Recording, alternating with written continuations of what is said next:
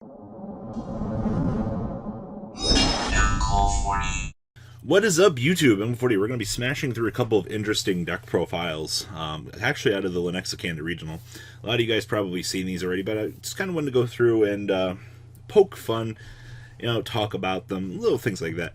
Johnny Nguyen, Asian Persuasion 2008. This man is a god. He did it again, 23rd place, with just literally this.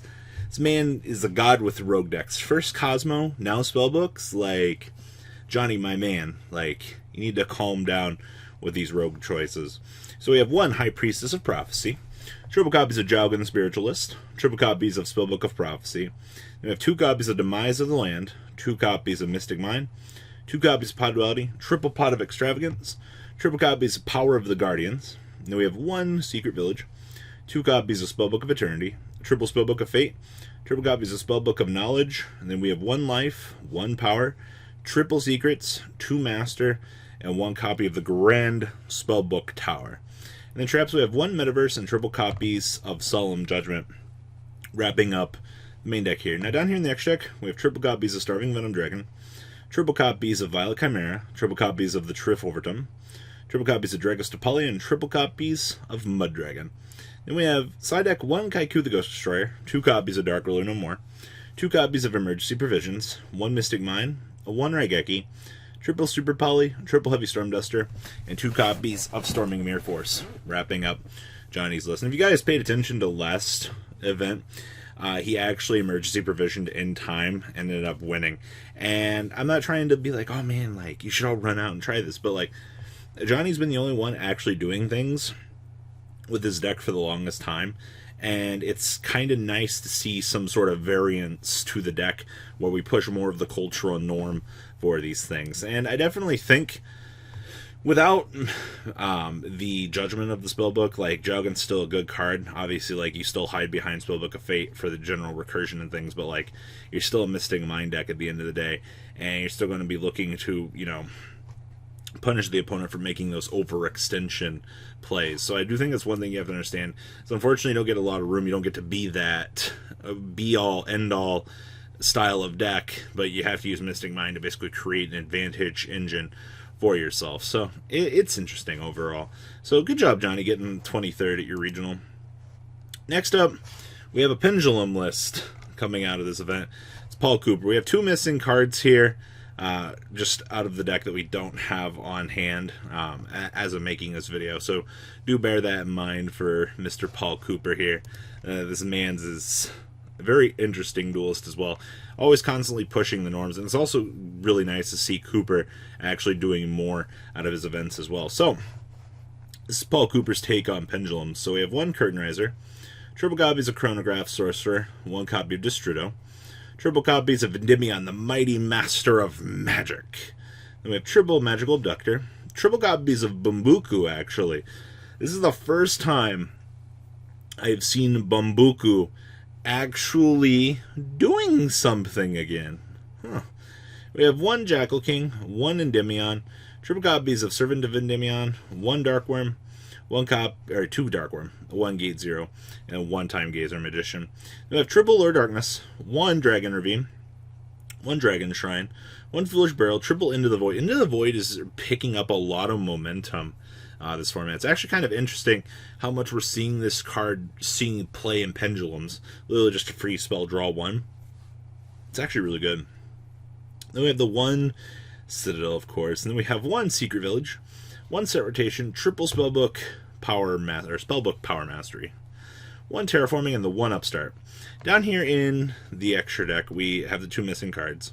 We have 1 Triple Burst Dragon, 1 Saruja, 1 Landfawn, 1 Heavenly Spheres, 1 Electromite, 1 Pisty, and 1 Elpie, along with 1 Romulus, 1 Boral Sword, 1 Appaloosa. Appaloosa seeing a lot more play in this style of deck as well, actually. We have 1 Absolute, 1 Zeta, and the 1 copy of the Vortex Dragon. Side deck, triple Denko Rekka, triple Seer Mode, triple Dark Ruler No More, triple Evenly Matched, and triple copies of Red Rebuto, wrapping up the ever so prevalent Pendulum list. Definitely a very interesting deck. Granted, it's still Pendulum. You're still doing the same thing. You got the game plan. Got to pull my Triff logic here. But very, very good style engine.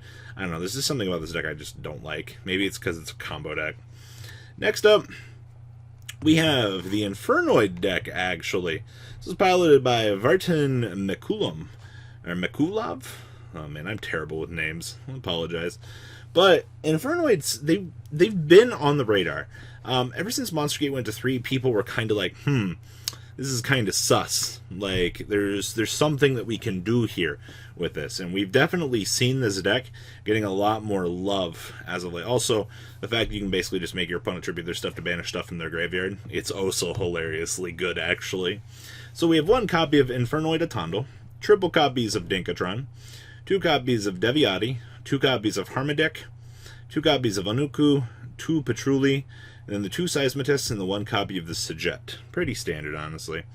Then we have triple copies of Called by the Grave, 2 copies of the Lair of Darkness, triple copies of Mind Control, triple copies of Monster Gate, 1 Mystic Mine, triple Super Poly, 1 copy of Terraforming, triple Imagination Station, triple Void Banishment, and 2 Imperm and 1 Void Feast.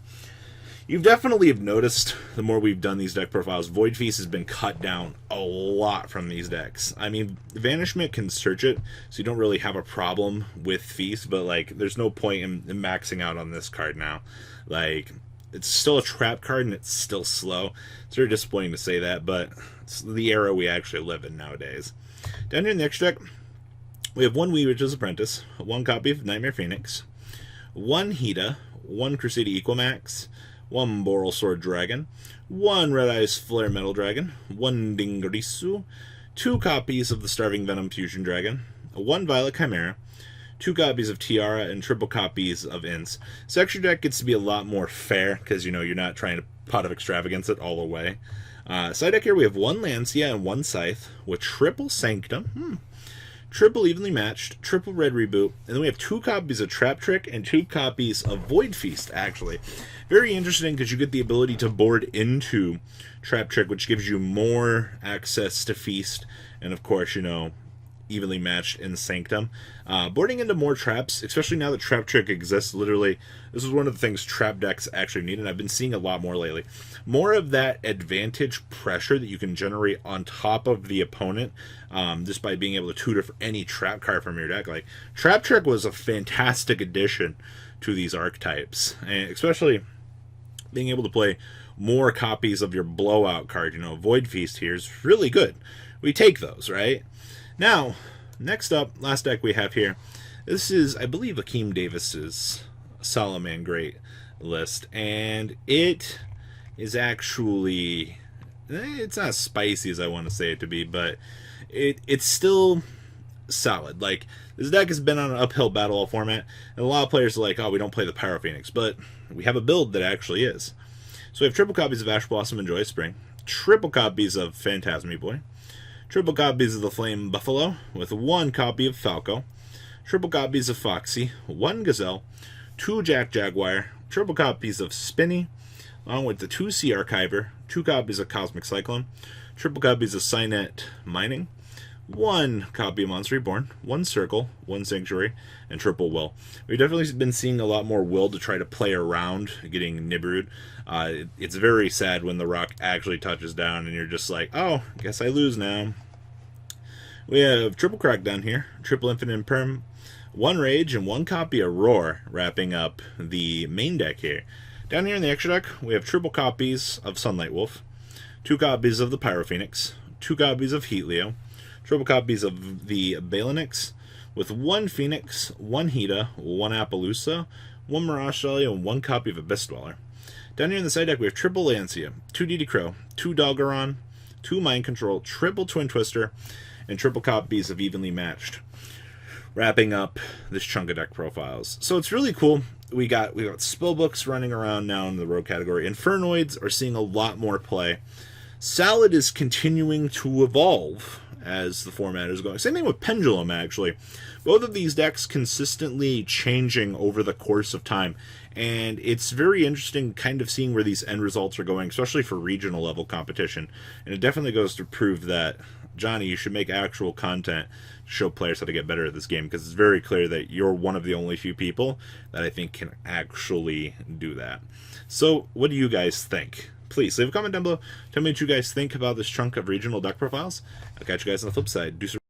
The ride never, well, truly ends. Thank you, patrons. Without you guys, I don't know what I'd be wearing in these videos. I might be a truffle shuffle incident all over again. Guys, please also check out Vanquil40 for some awesome Vanguard content. Some other interesting stuff you might find up here on the left or in the description as well. Thanks for watching.